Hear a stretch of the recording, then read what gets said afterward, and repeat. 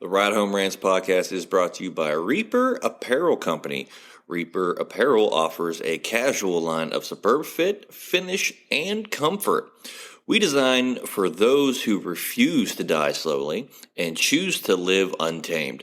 For those who aren't afraid to face the dark, for the ones that thrive in it, and for those who can appreciate life through a grim lens. That's Reaper Apparel Company. Go to the link in the description of this episode, use the promo code Mike Bono, and get 10% off. Also, the Ride Home Rants podcast is brought to you by my own personal merch store, the Stupid Should Hurt merch store. I have hats, I have t-shirts, hoodies, coffee mugs, water bottles, notebooks, you name it, I've got it. The description and the link for that will be in the description of this episode. Also, right now, if you use the promo code WELCOME, I will give you 5% off of your first purchase. That's the Stupid Should Hurt merch store. Also, the Ride Home Rants podcast is brought to you by Tactical Brotherhood, all American-made apparel, which helps support the Second Amendment. You can also find all this in the description of this episode with the link, Tactical Brotherhood. Part of every proceed does go to helping veterans, as it is a very good cause. All American-made products made right here in Minnesota. Go and check them out. Use the promo code PATRIOT15 to get 15% off your purchase. Now, let's start the show. Welcome, everybody, to another episode of the Ride Home Rants podcast. This is, as always, your host, Mike Bono. We got a great and special episode for us today, but first and foremost, please go and peep all of the sponsors that you heard at the beginning of the show. That is Reaper Apparel, Tactical Brotherhood, and my own personal merch store, the Stupid Should Hurt merch store. All right, my guests today are here for a very special Major League Baseball preview show. So we're going to talk to these guys. You've heard all of them before, but we're going to introduce them here real quick. So, guys, whenever you introduce yourself, obviously tell us who you are and who is your favorite baseball team. So, Austin, let's start with you. Thanks for having me on. First off, Mike and Fiddy. My name is Austin Malutic. I'm from the Youngstown area. I have my own company, Malutic Live. Cover all the sports around the valley, and I'm a Cleveland Guardians fan. Okay. Tony, let's go to you. My name is Tony Bogan. I am from the Cleveland area, and I am also a Guardians fan as well. All right, and rounding it off, everyone's favorite manager of the show, Johnny Fiddy Falconi. Thanks, Mike, for having me on. Hey, Tony. Hey, Austin. And I am also actually a Cleveland Guardians fan. All right, I guess I am odd man out. I am obviously your host, Mike Bono, and I am a Pittsburgh Pirates fan. And you know I'm a true fan if I can announce that and say it live here on the air. Yeah, for sure. That's a tough pill to swallow every year. But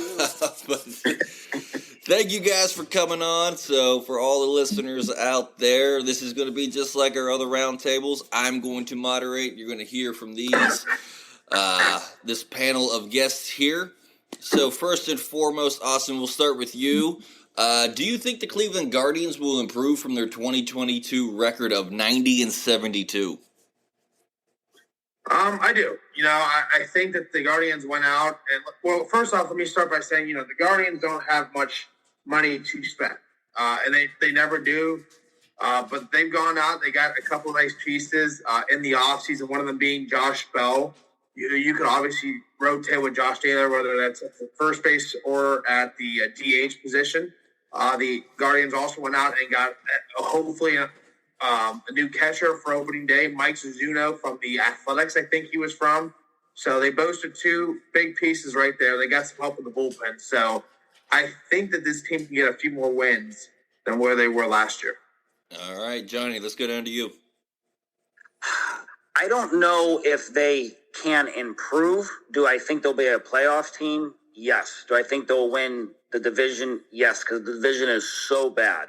But I don't know if they're going to surpass the 90-win mark because last year they just kind of came out of nowhere, right, or left field. No pun intended on that question. But they kind of came out of left field and surprised a lot of people.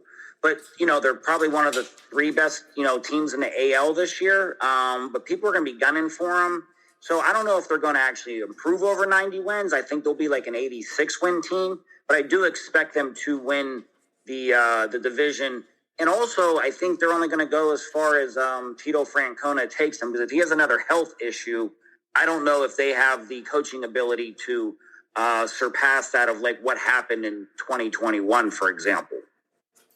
Right. I mean, that's always a concern. Tony, what's your thoughts? Well, I could honestly see the Guardians winning the Central. I could see maybe a little bit of a worse record. I could see something like a 97 type run. Well, they'll maybe get 87, 88 wins, but still make the playoffs. The biggest factor, guys, is starting pitching. If it's healthy all season, this team can easily get 100 wins. But if the starting pitching is not healthy, and we need to bring some guys in throughout the year a few times, then I can see them not getting to that stage. Yeah. Well, sure, and I think it showed last year too. I think their motto was like, if we can't score, no one can score. And they played these grinded out baseball games, but I just don't know if the pitching can sustain carrying them for another long run. And like Johnson, this division's bad when it comes to Detroit and Kansas City. You got to beat them every time. If you want to get to win this division and get those 100 wins, you got to beat those kind of teams every time. Also, I gotta say that you gotta also beat teams like the Yankees. You gotta beat teams like the Red Sox as well. Because last year they did compete against the Yankees, but there were a lot of close but no cigar type games. Yeah. But they put a scare into the Yankees. They almost beat them in the ALDS last year. But we wonder if they can take that next step and advance to the next round. Because you're going to run into a Yankee-type team. Well, if you run into the Astros, well, if you run into the Mariners, and so on and so forth. Yeah, those teams there, they're always a tough out and a tough beat. The Yankees, the Red Sox, I feel like they're good every year. But you know what, Austin, you actually brought this up, and it's actually something I want to talk about with pitching and the implementing the pitch clock into the new rules with, I think it's 30 seconds, and then the batter's got to be in the box by like 15 seconds or 8 seconds like that, or something left on the clock. Otherwise, it's an automatic strike. What are your thoughts on the pitch clock? We gonna start with me. I'm iffy on this one. I like it, and then I don't like it. I get what the Rob Manfred's trying to do. He's trying to speed up the game, right? That's his main goal. If that's the case, then maybe go to double headers every day, and play a 4-game series if you want to try to speed the game up. I saw a spring training game the other day, 2 hours. That's it. So I'm not a fan of that. I'm a fan of speeding the game up. Don't get me wrong, but when it comes to just 2-hour games, I'm not a fan of that. Yeah, Johnny, what are your thoughts? You know what? We went to a game last year at the Akron Rubber Ducks AA Stadium, and they had the pitch clock. So I've seen this already in the minor league, and we were still at that game over 2 hours. But I think it did prevent like the batter taking a break and the pitcher waiting and da-da-da-da-da, and it cut out a lot of that. But I think it maybe sped up the game probably, I don't know, looking back at it, maybe by 20, 25 minutes, but it was still over a 2-hour, game. But because also the theatrics that go into the game between innings and stuff really drag it out as well. So, I've seen it. To me, I'm indifferent on it. All right. Tony, what are your thoughts? I'm going to be completely honest. I haven't seen a spring training game yet. I've been busy watching the World Baseball Classic, so I'll probably have to see this in order to make a inference on it. But I know, maybe if they altered the pitch clock a little bit, a pitcher wouldn't have to rush and risk injury or something like that. Because imagine something like this happening in a playoff game where the pitcher doesn't get the pitch off in time and loses or something. Yeah, that's already happened in spring training. There was a full count, bottom of the ninth, bases loaded, 2 outs. guy was in the box, he wasn't set, the time hit, strike, ends the game. You know what I mean? On something like that. I mean, these kids and these guys, that's what every kid in their backyard dreams of. Oh, bottom of the ninth, 2 outs, bases loaded. We're down 1 run, and that's what every kid, I grew up doing that in my friend's yard. We would always, have our backyard baseball games like the Sandlot and stuff like that. And you dream of those situations, and I think it's going to take it out. But also, all these hitters have their routine that they do every single time, and they've done it since they were little, since they've been able to pick up a bat, and it's taking a lot of that out of that. So do you think with that it's going to cause less runs because these batters aren't in their normal routine, or do you think that they're just going to have to come up with the newer, quicker routine? Austin, let's go to you first. Well, yeah, Mike, that's how let me start by saying, that's how I first noticed that they are even doing this pitch count because of what you mentioned, because that was trending all over social media and TikTok and stuff, was that 3-2 pitch in the 9th inning. That's how I even noticed what was going on. And because, I don't watch spring training baseball, at all. So that's how I first realized that. But I mean, I don't know. It's tough to say. I don't think it's going to affect people. Maybe the first few months you might see it, but that's what you're always going to get in the first few months, especially when it's cold outside. So once these players start to get used to it, I feel, and spring training is definitely helping them, then I think it'll be fine. All right, Tony, what are your thoughts on that? I would have to say, I think that I don't think there'll be a big change in runs, but I know the game will probably go quicker, especially for Yankees Red Sox games, which I've heard could be last upwards of 4 hours. I've heard. Yeah, those are marathons. Fiddy, what do you think? I don't think you're going to see a big issue right away. I think maybe you'll see it at the tail end of the season in the playoffs when you get in that really cold, wet October, November weather, depending on how far the series goes and the delays and stuff. But I think when you're getting worn out and it's October and you're on this fast pitch count, I think it's going to be detrimental to the pitchers at that time, but beneficial to the batters, where there may be more runs scored in the playoffs because of that. That's an interesting take on it. But we brought up the New York teams a little bit here. So, Johnny, let's stay with you. And which New York team do you think is under the most pressure this season, the Mets or the Yankees? I'm going to say it's the Mets because they went 101 games last year, going as a wild card and lose. I think that puts them under a lot of pressure. But the Yankees aren't far behind. But they're so pressurized every year, and Boone's always under attack, and even Joe Girardi was, and Joe Torre before that. But I think the Mets are really under the most pressure out of them, just because it's 101 wins. You lose in the first round of the playoffs, and you have one of the biggest payrolls in all of baseball. And that ownership group and that managerial staff is way too good and invested way too much to win 100 games and not make a World Series. Right. That was a huge plummet off of there. Tony, what are your thoughts on that? I would have to say the Mets, especially in the wake of the Edwin Diaz injury. I know a couple people on social media were going to say, oh, the World Baseball Classic should never be played ever, simply because of that alone, which I think it's a bunch of BS. I like the World Baseball Classic. That Diaz's injury is unfortunate, but it could have happened as he was walking down the steps, putting on his uniform, etc.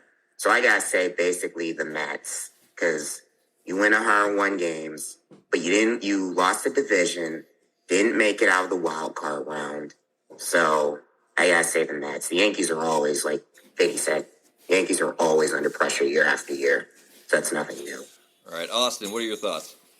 Yeah, well, the Yankees haven't actually won a World Series in 13 years. It's been since 2009. So I feel like they're more pressured than the Mets right now. I get what Tony was saying about the pitcher from the Mets being down. Is that all season or is that half the year? That's all season. Yeah. That's all season. Okay. So, I mean, I would have to say the Yankees right now. I think they need to win one this year, especially with, Boone on the hot seat. Because if the Yankees, don't win it this year, might not even make the playoffs. I mean, I could definitely see him going. I don't know how the Mets will even win the division this year, though. Yeah, it's going to be tough for the Mets for sure. Well, yeah, Yankees always have that pressure on them. I feel like every year for the Yankees, it's World Series or bust. And it's been 13 years of a bust for them, if you want to think of it that way, too, as well. But out of the MLB, who is your surprise team this season? Austin, let's start with you. Hold on, I got notes here. I'm trying to find it. All right. My surprise team is the Pittsburgh Pirates. My man. I got the Pirates finishing in second in the NL Central behind the Cardinals, and then I'm going to put the Brewers in third place. Why Andrew McCutcheon's back to Pittsburgh, so I'm going to go Pirates in second place. That's my surprise for the year. All right, I gotta say you took my take because I was gonna say the Pirates, but that was the fan in me that was coming out. But I appreciate the. I just hope they try to keep Ryan Reynolds. That's all I'll say. Yeah, they definitely need to keep him and Kutch. I think that'll help out, especially with the starting pitching that they're putting together this year. I think that they might surprise people this year. And I say it every year, and they disappoint me every year. But, it is what it is. That's what I say about the Browns. So, Johnny, what do you got? Yeah, I'm actually going to say the Red Sox. They play in the hardest division in baseball. They are playing the really, probably top 4 out of 10 teams in the AL week in and week out. And they also have a great history there. They have a great payroll there. They have a great managerial staff. An ownership group that has won before that will spend money. Remember, they started off really, really hot last year and then kind of bottomed out. I don't expect that 2 years in a row. But and the AL East is free for all anyways. So I do expect the Red Sox to be a surprise team. Do they win the AL East? Probably not. But I do expect them to compete for a wild card. Okay. Tony, what do you got? I'm going to stick with the AL East, but I'm going to go with the Orioles to be a surprise wild card contender because last year they did finish above 500. They've had some very lean years. I believe they lost 111 games or something of that nature a few years ago. Yeah. But they've been taking a lot of strides in the rebuild. They were in the playoff hunt until the second to last week of the season. So I could see them surprising some people. I don't know whether or not they'll actually make the playoffs, but they'll definitely be contenders. Yeah, I think they've been rebuilding that team enough that's I'm not mad at that pick. The Orioles can definitely surprise some people. And since we pretty much brought it up here a little bit too as well, who do you guys think is the better division in baseball, the AL East or the NL West? And you know what? Let's go to Tony. Let's stay with you. Oh, man. I would have to say probably the AL East because, you've got 4 teams that finished over 500. The whole division was over 500 at one point during the year before the Red Sox tailed off. So I'd say just based on recent history, the AL East. But the NL West is just as competitive, but only difference is there's only LA and San Diego, and I think the other teams are a little bit a ways away. So I'll say AL East. All right, Fiddy, what do you got? I'm going to say the AL East because it's probably more competitive from top to bottom as a division. But I think when you look at the NL West, like the Dodgers are better than any team in the AL East. The Padres, you can make an argument for, but the Giants are, historically one of the best teams in the history of baseball. But I think those are really it in that where all 5 teams in the AL East can go be competitive and compete for, a wild card or, a division championship. I mean, I wouldn't be surprised, for the next few years, right? If you have multiple wild cards coming out of the AL East every year, I don't know if you're going to have multiple wild cards coming out of the NL West. Yeah, I agree with that. Austin, what do you got? I think the Dodgers just walk through this NL West. I think the AL East is the hardest with 3 competitive teams: the Yankees, the Rays, the Blue Jays. Any 3 of those teams, I feel, can easily win the East this year. In the West, I just feel like the Dodgers are going to cruise. Yeah, it's going to be a tough sledding in the AL East like it is every year. That's a super competitive division, and I don't see it falling off anytime soon. So, all that being said, which 2022 playoff team could you see having the biggest drop-off in 2023? Austin, let's stay with you. I got to find out who was even in the playoffs last year first.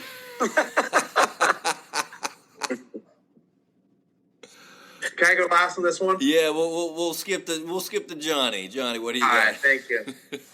Actually, I think it could be the Phillies. And here's why. I think they got galvanized when Girardi got fired, and they went on a great run. And I think they just captured lightning in a bottle to be one of the lower ranked seeds and climb through the playoffs. But it also helped that the better teams were getting knocked out of the playoffs early, and the Phillies were able to make a great run. They also didn't go up against, anybody really of true substance in that playoff format. So I think it could be the Phillies, and I think it really can bottom out. I just think they captured lightning in a bottle. They had a great run based off everybody upsetting each other, but I don't see them doing it again. Okay, Tony, what do you got? This wouldn't be a huge drop-off, but I would probably say the Rays. I see the Rays missing the playoffs. I believe they have a smaller payroll than even the Guardians. It's eventually the AL East is catching up to one another because, like I said, the Orioles had that 10-game win streak in the middle of the summer, put themselves in the battle for the playoffs. Them, and this is going to be an unpopular pick, also the Mariners. Okay. The Mariners are going to be down this year, I think. Absolutely. All right, Austin, what have we done our research there, my man? What do we got? I have. I've done my research. I'm going to go with an NL West team. I think it's the Padres.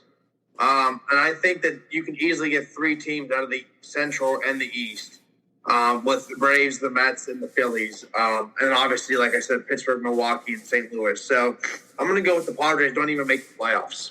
Don't even make the playoffs. That's a bold prediction. I would have to agree with Johnny and say the Phillies. I think they had just that spark last year and running to the playoffs. I don't think they make the playoffs this year. I think they peter out and they try to rest on the coattails of last year, and I think it affects them early, and I think that hurts them throughout the rest of the season. So who is everybody here predicting to win the World Series? And Johnny, let's start with you. Yeah, I think I would say for my NL rep, I'm gonna go with the Braves. And for my AL rep, I'm actually gonna go with the Tampa Bay Rays. I think they can make a run for it. But I do like the Braves winning the World Series this year, probably 4-2 over the Rays. That's going to be a heck of a thing if the Braves and Rays make it, trying to say those names. But I do like Atlanta winning it. And I think it won't be the prettiest World Series and probably maybe not popular, but I'm going to go 4-2 the Atlanta Braves over the Tampa Bay Rays. All right. Austin, who do you got? I got it being the Guardians and Pirates. No, I'm just messing. No, I think this year the Dodgers are going to really make some noise in the NL. I think that, they want to get back this point of year last year, a little bit losing to the Padres in the playoffs. So I'm going to go Dodgers and probably the Yankees. But, I mean, like I said, and I'm not just saying this because they're my team, but if the Guardians pitching stays healthy all year, I mean, they could do some damage in the playoffs. But right now, I would have to go Dodgers, Yankees. Okay. I'm obviously laughing at the Pirates in the World Series. That was the first funny thing. But that would be nice to see, though. That would be. I mean, I wouldn't be mad at it. But I got to say, I started laughing because my wife from the background just said for the Guardians to make the World Series, they're going to need Ricky Vaughn to come out of retirement and throw a few pitches there. Tony, who do you got? Oh, man. I would love to see the Guardians make the series, but I'm going to be completely honest with you.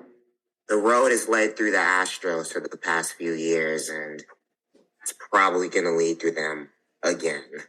I'll be honest, the first Cleveland team to make it to the championship or to the to the finals, I think will be the Guardians over the Cavs and Browns.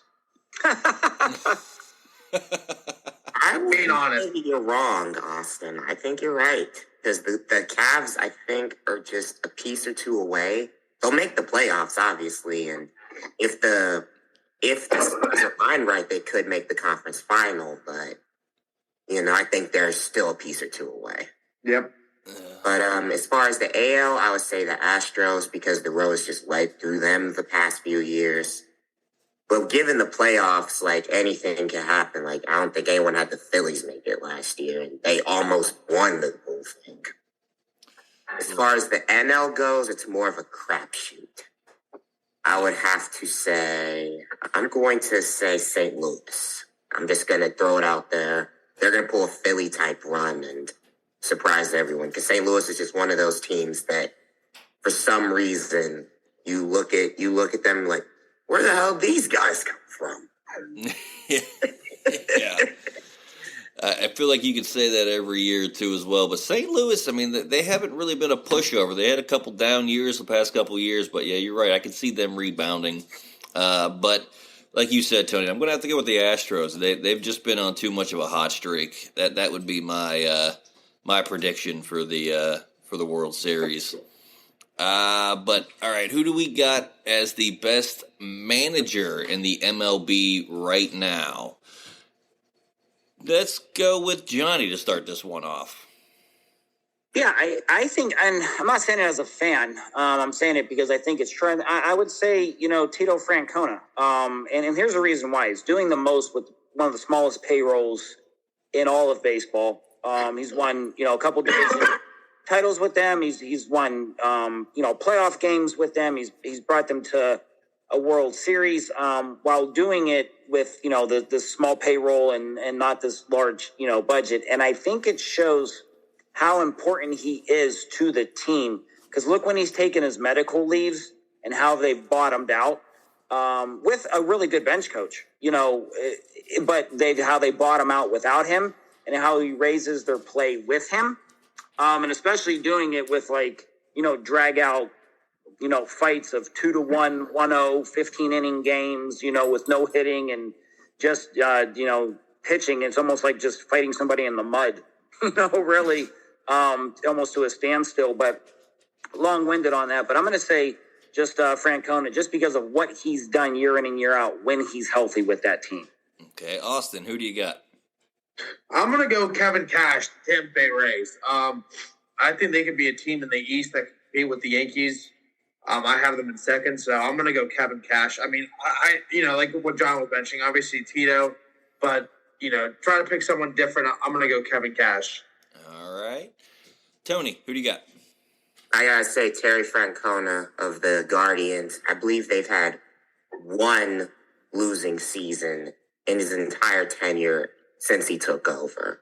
And he's, like Fiddy said, they've done more with less.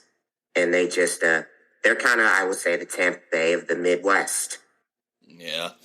I got to go with Francona. I've always rooted for the Red Sox when he was there, mainly because I hate the Yankees that much. That's just the only real reason why I root for the Red Sox. And when Francona was there, they were dominant, and he's brought that to Cleveland. So, I think, yeah, that would be my pick. And let's end this here on a little bit of a fun note. And Austin, we're going to start with you because I have a feeling this is going to be a long one for you. Which MLB stadiums have you seen baseball in? Wow. So I've been to every AO Central Park besides Kansas City. I've been to New York. New York's unbelievable. Me and one of my friends went there last year, and he's a big Yankees fan. And Falconi, Higgins. And he just took me all around Yankee Stadium in the Bronx. And that you don't see something like that. So that was definitely one of the coolest stadiums I've ever been to. And then I think Pittsburgh's a stadium no one's talking about a lot. I think that's really cool. Where I'm going this year, and I'm definitely going, is I want to see Cincinnati. Okay. Johnny, what about you? I've just seen where the Guardians play and where the Pirates play. I've been to numerous minor league stadiums, from the Scrappers to the Rubber Ducks to the Lake County Captains. And I've been past Cincinnati Stadium, but I've just seen games in Cleveland and Pittsburgh. And I like both stadiums, but for anybody that's never been to Pittsburgh Stadium, their game day atmosphere and what's around their stadium, with like the water and the football stadium being right there, and those bars and restaurants, and just the game day atmosphere, and there's not a bad seat in the Pirates stadium. I actually like it better than the Guardians Stadium. I just think it's more fan friendly, and it's just a better overall atmosphere inside and outside of the stadium. Because it's not packed, no one goes to games. Hey now, Pittsburgh packs the stadiums on the weekends. We're not throughout the week, but we'll get there on the weekends. All right. Like, the only thing I don't like about Pittsburgh is they don't make enough like deals, like a family package, something like a random like Friday $1 hot dog or something, you know. Sure. They got free shirt Friday every Friday, free T-shirt as soon as you walk in, bobblehead nights. I mean, come on now, free shirt Friday. I would go on games specifically on Fridays just because I wanted a free shirt. I mean, I it's what it is. Hey, you saved $20. Yeah, and like Johnny said, PNC Park, there's not a bad seat in the stadium, no matter where you're sitting. I remember I was sitting way up in the nosebleeds. I think I was in the second to last row up against the foul pole in right field, and it was still an amazing seat and an amazing atmosphere there. But Tony, what stadiums have you seen? I've seen minor league fields. I've seen Akron for the state championships, baseball. I haven't seen Lake County yet, but I've definitely seen Progressive. PNC's on my bucket list, so about an hour plus drive for me. Yeah. So I definitely want to see PNC.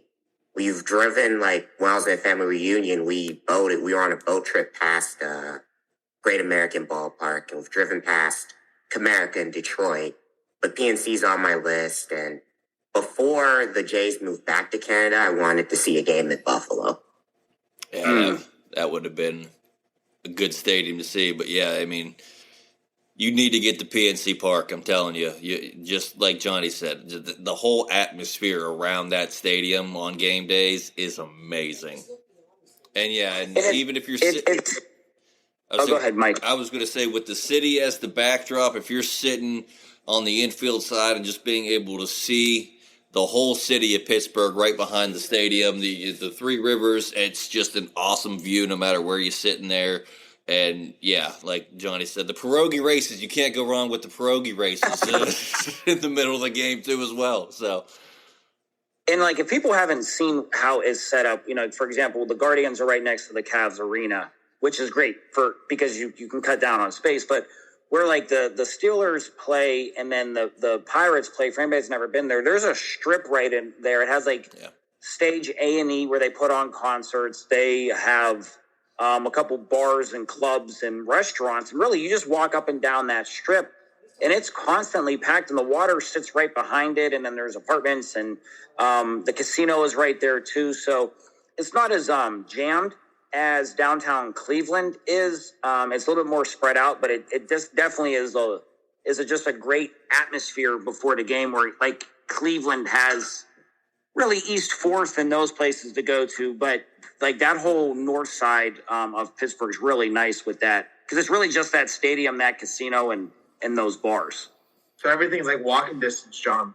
Yeah, absolutely. Mm-hmm. Yeah, maybe you're maybe looking at, if you parked where the Steelers play and even walk down that road, it's maybe a half a mile, 3/4 of a mile, maybe not even that, but you're probably going to pass at least 5 to 6 restaurants and bars on the way right to the stadium. And not to even talk about this too as well, but the Igloo, the hockey stadium is right there too as well. They're all right in that little area right around the Three Rivers, right where they connect. I mean, you can get to, if it would ever happen, a baseball game, a football game, and a hockey game in walking distance, and only have to park the car once. So it's a great atmosphere in Pittsburgh. But We are running out of time for this episode in your MLB preview show. I want to thank Austin, Johnny, and Tony for coming on and doing this. This was a lot of fun. I'm looking forward to the start of the MLB season, and I can't wait to see how our predictions play out. But that is going to do it for this week's episode of the Ride Home Rants podcast. Again, I want to thank all of my guests for coming on. Please, everyone, be sure to check all of the sponsors in Tactical Brotherhood. Patriot 15 gets you 15% off of your order, plus part of every proceed goes to helping veterans. With Reaper Apparel, use the promo code Mike Bono. That'll get you 10% off. And as always, with my own personal merch store, Welcome Back will get you 10% off your first purchase. Go and check all of them out. All of them got great causes and everything like that they support.